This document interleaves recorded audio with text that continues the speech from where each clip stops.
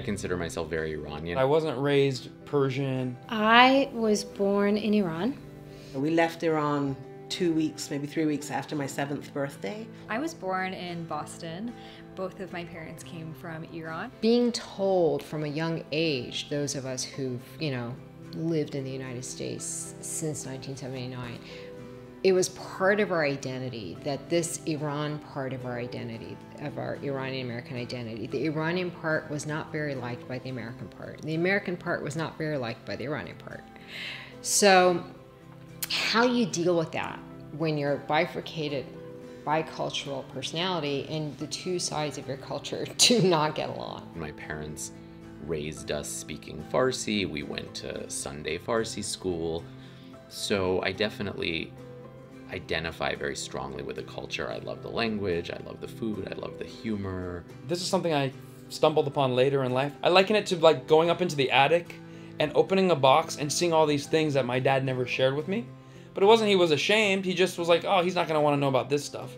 And I'm finding Nowruz, I'm pulling that out, I go, wow, that's a cool holiday, that's celebrated by a lot of people. So now I celebrate more Nowruzes than ever. It was only when the bombs started to come to Tehran. At that point, my parents said, it's time to have a plan B.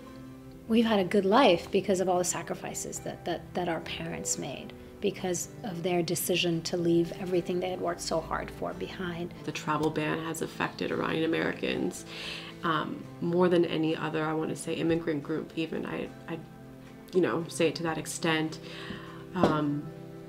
And it's an issue that's affected Iranian Americans since the revolution, where you have families separated and they couldn't see loved ones and separated for 30, 40 years, just like my mom wasn't able to see her mom.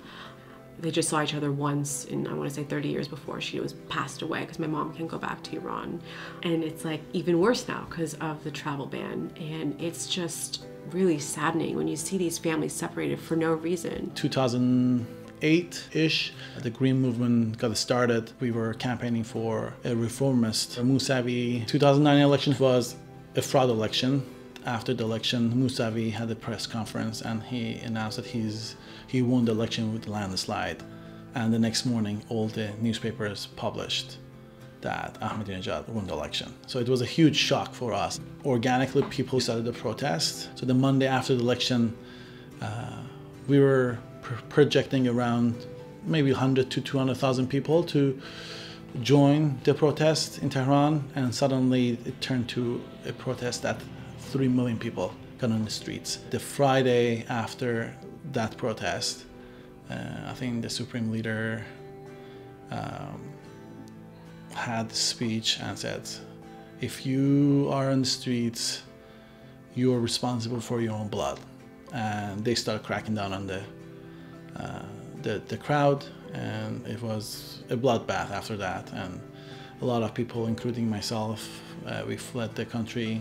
We went to London, and I felt really caught between two cultures. And then sometime around when I was 17 or 18, I sort of had this epiphany where I realized I don't have to be this or that. I am this and I am that, and I can be both, and I can exist comfortably in either space. And it was sort of very liberating developing that as an identity, being bicultural. I've been going back and forth to Iran since I was a child. Collectively, I see Iranians have this innate positivity in them.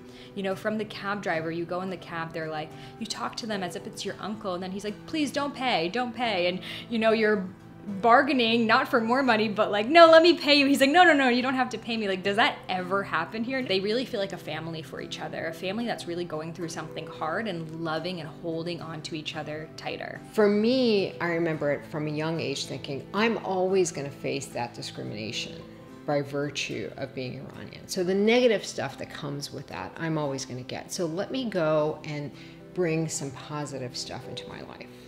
Let me go and read the poetry and take classical Persian classes to perfect my Persian language skills, and learn how to cook Persian food, and make friends with some good Iranian, girls who can give me that kind of intimacy that Iranian girlfriends can give you. And so I very consciously try to bring Iran into my life in a positive way. I decided to continue my fight, but in a different form. I think the source of the corruption in Iran comes from oil, and the replacement for that power that they have would be promoting clean tech. So in Germany, I was exposed to the benefits of clean energy and how that can disrupt the oil market, and the disruption in that field is gonna take over the power back from corrupt governments and give it back to the people. It's such a huge part of my identity that I not only have to be a part of the community, but I have to help be a part of the change of the community. It's just amazing because it's like we're taking the traditions that we love, that our parents gave us, and we're making them our own. We're keeping the culture, but kind of reclaiming it and inviting everybody into it. I also made a conscious decision to let people know that I was Iranian-American. And of course, oftentimes I would get bracketed, well, you're not really Iranian, right? Because you've never lived there. Or, no, actually, I live there. No, you're not really Iranian because you don't speak Farsi, because you don't have an accent. No, actually, I'm fluent, you know. Well, are you half and half? Like, no, actually, both my parents are Iranian, you know. Did your dad disown you when you went to get a PhD? No, actually, my dad insisted I get a PhD. That day-to-day discrimination has been part of our nature.